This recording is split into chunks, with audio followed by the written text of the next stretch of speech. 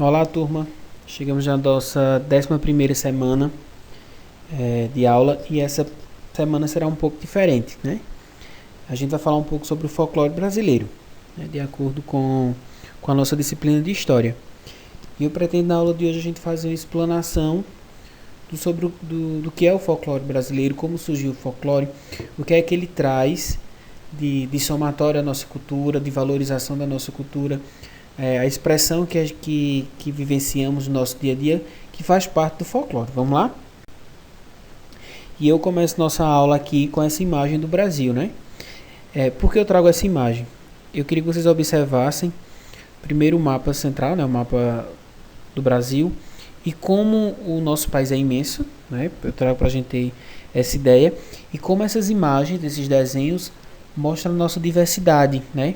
Onde cada região, cada estado, até mesmo cada cidade vai trazer uma cultura específica, uma fala específica, alguma maneira de falar, alguma maneira de se vestir diferente. Então, e interessante é a gente pensar que aqui não vai ter uma vivência, uma cultura superior à outra. Cada um vai ter esse desenvolvimento a partir de um conjunto de pessoas, do lugar, né, da região.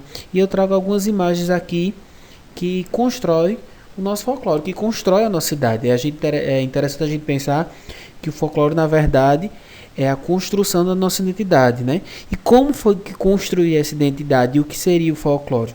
Vamos dar uma estudada, né? Vamos começar pelo dia do folclore, né? O dia do folclore brasileiro geralmente é comemorado dia 22 de agosto, né? A data foi criada com o intuito de alertar para a importância e a valorização das manifestações folclóricas no Brasil, as manifestações culturais, né? O que o povo ele agrega e ele desenvolve ao longo do tempo. Lembre-se que o folclore é um conjunto de conhecimentos de um povo e integra os costumes, crenças, parlendas, contos, mitos, lendas, adivinhas, músicas, danças e festas populares de uma cultura e uma região. É interessante a gente pensar o folclore para a gente se olhar, né, para a gente se auto-identificar. Por quê? A gente consome muito a cultura americana, principalmente, através das músicas, das roupas, né? Então a gente precisa olhar para a gente o quanto a gente é rico, né, nesse conjunto de coisas que a gente falou, né? E mesmo você querendo dizer assim, eu não gosto do folclore por alguma coisa, mas você pratica o folclore, né? Você pratica esse conhecimento de um povo, né? Às vezes a gente tá com a dor da barriga, quem é que não diz assim? A gente já ouviu a avó da gente, toma um chá de alguma coisa, né? Isso é um conhecimento popular. Concordam comigo? Ou a gente está com algum ferimento e diz assim, bota tal coisa no ferimento. Então isso é conhecimento popular e a gente precisa fortalecer esse conhecimento. A gente precisa dar visibilidade a esse conhecimento, que é tão presente no nosso cotidiano, né? Como ocorreu a criação do Dia do Folclore? Foi através de um decreto, né? 56.747, e ele foi de 1965, quando o Congresso estabeleceu que o dia 22 de agosto daquele ano seria comemorado o Dia do Folclore. É interessante que eu trago essa imagem aí, várias imagens do folclore, né? Mas, por exemplo, tem imagens aí que a gente nem conhece e tem coisas do nosso folclore que outras pessoas não conhecem. Tem vivências, por exemplo, da cidade de Toritama, que já é diferente da cidade de Caruaru, já é diferente da cidade do Recife. Então, é interessante a gente pensar que Toritama, todos os dias, constrói seu próprio folclore, constrói seu conhecimento popular. A origem do folclore brasileiro, como surgiu, né? O folclore brasileiro é um fruto da união dos aspectos das culturas indígena, africana e europeia. Então, a gente pensar que quando a gente viu aquele mapa, aquela imensidão, a gente fala sobre a miscigenação. É a mistura desses povos, né? A gente traz a identidade indígena, a gente traz a identidade africana e a gente traz a identidade europeia. E a gente faz essa mistura, né? E dá a cultura brasileira, e é o nosso folclore brasileiro. É a gente pensar que aqui, né, nessas culturas, esses aspectos, não vai ter uma superior à outra, né? Então a gente tem essa mistura dessas três raças que dá no Brasil, dá no nosso cotidiano, dá no nosso folclore. No Brasil, os principais folcloristas e estudiosos sobre o tema são Renato Almeida, né, Mário de Andrade e Luiz da Câmara Cascudo. Foram esses que no século XX ampliaram o conceito de folclore e de cultura popular no Brasil. Eles deram ênfase às áreas de etnografia, etnologia e antropologia cultural, em detrimento da visão europeia. Por quê? Porque a gente trazia essa visão que só o que era cultura era o que vinha da Europa, principalmente. Então a gente pensa aqui, por exemplo, Mestre Vitalino, que fazia arte do barro, ele é tão arte quanto a gente vê Mona Lisa, né, que a gente vê tanto falada, né, nos livros que falam tanto, principalmente ligado a essa cultura europeia. Então é a gente olhar para a gente e valorizar a nossa produção, né? Então a gente conhece um vizinho, na maioria das vezes, que faz um tipo de artesanato e a gente não dá tanto valor, né?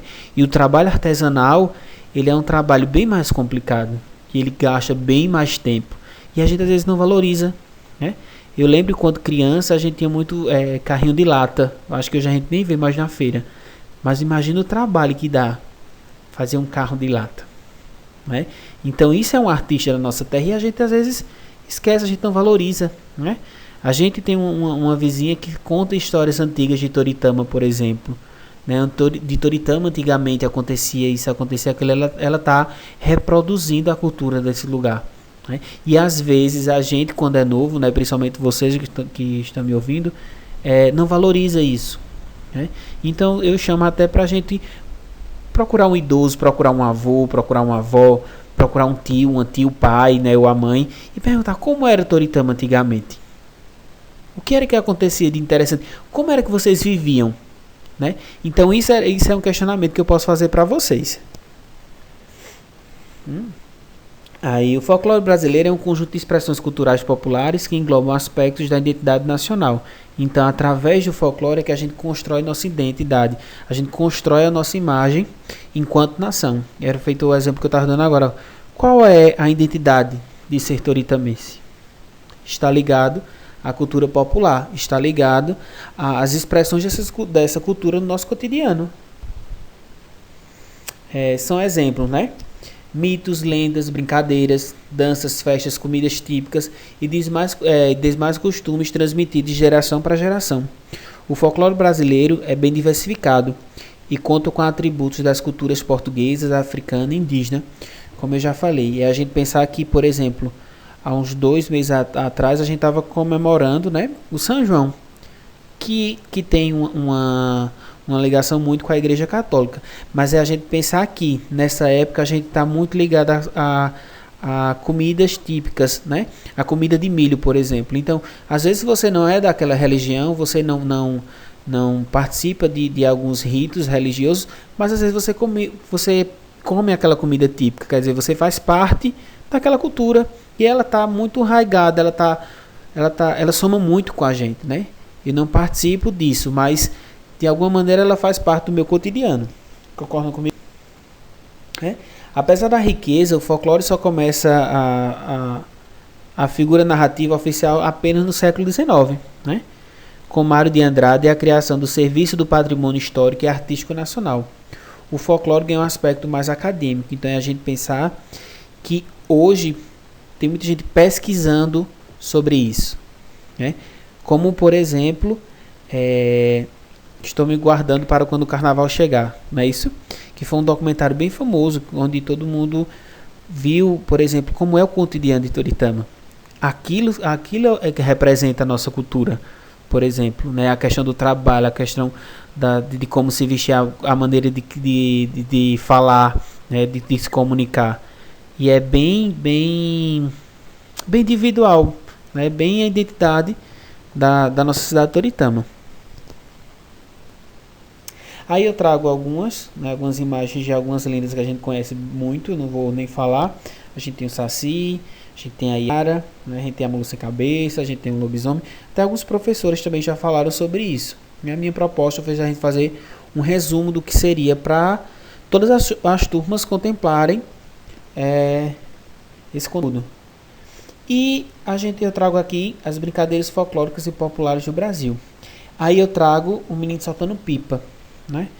Hoje a gente tem um problema por causa da questão da fiação elétrica, né? Mas quem nunca soltou pipa? Quem nunca viu soltar uma pipa, né? Então, brincadeiras. Existem outras, como eu vou trazer para vocês, que a gente brinca e a gente nem percebe que faz parte do folclore, né? A brincadeira folclórica mais popular no Brasil é soltar pipa, né? Feitas de varetas de bambu e um papel de seda colorido. As pipas podem ser direcionadas para fazer manobras no céu. Outro divertimento é o estilingue, que pra gente a gente chama de baleadeira, né? Hoje já é mais difícil até de encontrar, né? Feitos de galhos, né? E que tem uma borracha que a gente dispara pedras, né? Geralmente era para acertar algum alvo, era pra gente matar um passarinho, por exemplo, fazer a caça, né? Antigamente. Hoje é mais difícil. Hoje a gente pensar que as brincadeiras elas estão voltadas para outras práticas, por exemplo. Mas até mesmo, por exemplo, a gente pensar de como os jovens hoje estão se comunicando através de um grupo do WhatsApp, através das redes sociais. Elas estão produzindo conhecimento popular. Pega, que a gente tanto brinca na escola, né? Às vezes. Brincar de se esconder, né? Bola de gude também. Hoje é um pouco mais difícil a gente achar, né? O peão. Eu acredito que tem gente ainda aqui de vocês que nem conheçam peão, né? Que é um brinquedo de madeira que é rodado no chão por meio de uma barbante enrolado em sua base e depois é puxado. Vou fazer esse desafio. Tenho certeza que tem gente ainda que nem conheceu um peão. Vocês são muito jovens, né? Vamos combinar. O professor aqui é que já está ficando velho, né? Crenças populares, né? Brasileiras. Crenças populares são aquilo que a gente faz no nosso cotidiano e a gente acredita, né? Por exemplo, aquela de pegar o buquê da noiva será a próxima a casar, né? Qual casamento que não tem isso? Né? Então é uma brincadeira que já tornou parte do nosso cotidiano.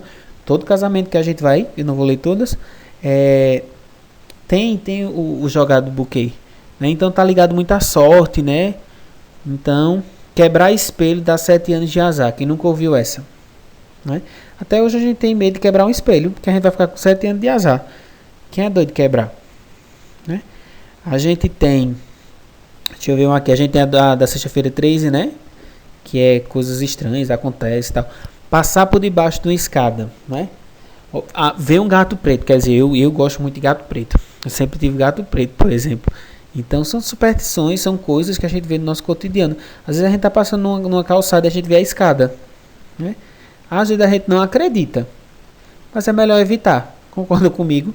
Às vezes a gente nem passa, a gente passa por outro lado aí. Eu não acredito, mas é bom evitar. Concorda comigo? Aí a gente traz as danças folclóricas e populares do Brasil. Aí eu trago essa imagem que a gente conhece bem, né? Que é a quadrilha junina. Essa aí já é uma quadrilha mais estilizada, mas principalmente no Nordeste, nas festas de São João, a gente tem as quadrilhas juninas, que em toda escola, por exemplo, a gente faz, né? Na nossa escola, geralmente, a gente sempre tem nossa quadrilha. As danças folclóricas brasileiras estão ligadas a aspectos sacros, lendas, fatos históricos, festas típicas e brincadeiras, curtidas ao som de músicas bastante animadas, né? As principais delas são o samba de roda, onde se dança numa roda ao som de sambas, acompanhado de batida de palmas e cantos. A gente não conhece tanto, por exemplo, o samba de roda, né? A gente conhece mais aquele samba, a palavra eu acho que não é essa, mas é estilizado, né? Que a gente vê na TV. Já não é tanto da nossa região, né? O maracatu. O maracatu, os dançarinos representam personagens históricos. A gente tem muito a figura do maracatu na zona da mata. A gente tem a Agreste, tem a zona da mata. Já o frevo se dança uma marchinha acelerada, tocada por uma banda ao estilo dos blocos carnavalescos. Então a gente vai ter o frevo ligado, principalmente na capital do estado, né? E a gente pensar que o frevo veio de uma luta, né? Que é a capoeira. Então quando a capoeira ela foi proibida no Brasil colônia, se cria a dança do frevo, que tem passos muito parecidos com a capoeira, que era uma forma de expressar essa cultura. A dança é uma forma de expressar sua cultura. Na região sul e sudeste, temos a catira, né? Caracterizada pelas batidas de pés e palmas dos dançarinos. A quadrilha é uma dança típica das festas juninas, onde um dos oradores proclama frases que determinam os movimentos da dança. Então a gente tem Anarriei, Anavantu, né? Dancei. Então a gente sempre vai ter essa pessoa que vai chamar a quadrilha. A gente costuma dizer dessa maneira, né?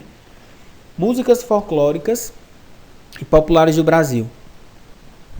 As músicas folclóricas são canções populares. Elas não possuem autoria definida e apresentam temáticas de amor e quase sempre são acompanhadas por uma viola caipira ou um violão. Note que são comuns no interior do país, de onde se originam. As principais dessas manifestações são as cantigas de rodas e as canções de niná. Essas canções de rodas a gente lembra da educação infantil, né? Quem nunca dançou uma ciranda? Vamos todos cirandar. Vamos dar a meia volta vamos dar. Né? Então faz parte dessa construção. Né? Então desde a educação infantil a gente está construindo essa identidade brasileira, valorizando a nossa cultura. Aí eu trago algumas festas do folclore brasileiro. E eu trago uma que eu acho muito interessante, que nos últimos anos eu estou pesquisando muito, que é sobre as escolas de samba do Rio de Janeiro, né? O carnaval. E eu trago essa imagem aí de uma escola de samba. A escola de samba ela é bem mais do que um desfile. Ela traz um samba enredo que fala muito sobre a história. Então é bastante interessante a gente até mesmo pesquisar um pouco mais sobre as escolas de samba do nosso carnaval. Mais conhecidas são as do Rio e São Paulo. Né? Nas principais festas do folclore brasileiro encontramos várias expressões folclóricas reunidas. As principais são destas: Carnaval, festa que remonta ao século XVII, mas que passou na cultura oficial de 1930. Congado surgiu durante o século XVIII em Minas Gerais, quando os negros escravos buscaram uma forma de expressão que fosse aceita dentro das irmandades católicas. Folia de Reis, grupos de cantadores e instrumentistas acompanham personagens como porta-estandartes, o locutor, o juiz. Eles andam pelas ruas pedindo esmolas. Por exemplo, eu conheço pouco sobre a Folia de Reis. Né? E as festas juninas, festas em que se comemora as colheitas. Por esse motivo, o sinônimo da mesa farta. Por isso que a gente tem a festa junina, ela está tão ligada às comidas típicas. Né? Aqui a gente tem a literatura de cordel, né? A literatura popular do Brasil, a gente tem aí os cordéis pendurados. E acredito que o professor o professor Ricardo e a professora Eliane trabalharam com vocês já cordel, até mesmo ano passado, né, que era uma proposta nossa. Então, o cordel fala muito sobre essa literatura popular, principalmente do Nordeste, né? E, por exemplo, se vocês observarem bem nessas imagens, a gente tem um desenho bem específico para essa literatura que a gente chama de xilogravura, né? Esculpe na madeira, passa a tinta e pinta os cordéis, que geralmente era assim vendido nas feiras. Eles penduravam nos pegadores, né? As pessoas iam lá, escolhiam lá no pendurado lá o que eles queriam ler, né? Que são rimas, e levavam para casa. A principal linguagem folclórica é a literatura de cordel, que consiste no livreto de poesia, por vezes ilustrados e escrito em uma linguagem formal. Né? Originária na região Nordeste, essas obras recebem o nome de cordel, porque são expostas numa corda para apreciação, feito eu falei. Né? Outra forma comum de literatura popular são as adivinhações, ou seja, perguntas com conteúdo ambíguo. Os provérbios são ditados que contêm ensinamentos. Sempre estão ligados às questões religiosas, a maioria, né? Piadas são pequenas narrativas com desfechos engraçados. Os trava-línguas são frases gerais rimadas que dificilmente são pronunciadas. Enquanto as parlendas são as rimas infantis populares. Aí eu trago a imagem para vocês, achei bem interessante quando eu estava fazendo a pesquisa para essa aula. A gente vê aí uma escola, né, comemorando o folclore. Essa professora aí está representando um personagem folclórico. Que, por exemplo, poderia ser na nossa escola esse ano. Né? Infelizmente a gente está com essas atividades remotas, né, distantes, mas poderia ser na nossa escola. Muitas atividades são realizadas no dia do folclore, sobretudo na educação infantil. Né? Confira abaixo algumas ideias que podem ser realizadas dessa data. Contação de lendas do folclore, cantar músicas folclóricas, apresentação de danças folclóricas, desenhar e pintar personagens de folclore, produzir painéis e murais, apresentar peças teatrais, recitar provérbios e ditados populares. Vamos lá. Qual vai ser a nossa atividade dessa semana? Eu queria que essa atividade da nossa semana fosse bastante, como é que eu posso dizer, livre. Eu queria que cada aluno desse uma olhada, assistisse mais uma vez esse vídeo, pesquisasse fora, né, e pela internet, em outros lugares, e produzisse algo sobre o folclore. E eu vou deixar bem livre. Eu não queria que ninguém escrevesse. Vamos pensar a imaginação, vamos valorizar a nossa cultura. Por exemplo, temos alunos que gostam de desenhar. Então, se ele gosta de desenhar, vamos escolher aí um desenho sobre o folclore. Desenho, pinte, né? Reproduza esse desenho e mande no meu privado. Acho interessante o cordel. Que tal fazer um cordel? Vamos tentar? Então vamos lá, escreve, envia para mim, ok? Então eu queria que a gente usasse a imaginação, né? Professor, eu gostei muito de uma lenda. Que tal você fazer uma foto sobre aquela lenda? Então eu vou deixar bastante livre, ok? Eu queria que vocês usassem a imaginação. Pode desenhar, pode pintar, pode mandar um vídeo, pode mandar uma foto, fiquem à vontade. Vamos usar a imaginação, tenho certeza que essa atividade vai ser muito legal.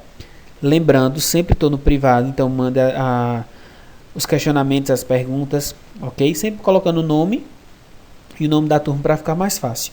Um abraço para vocês e até semana que vem.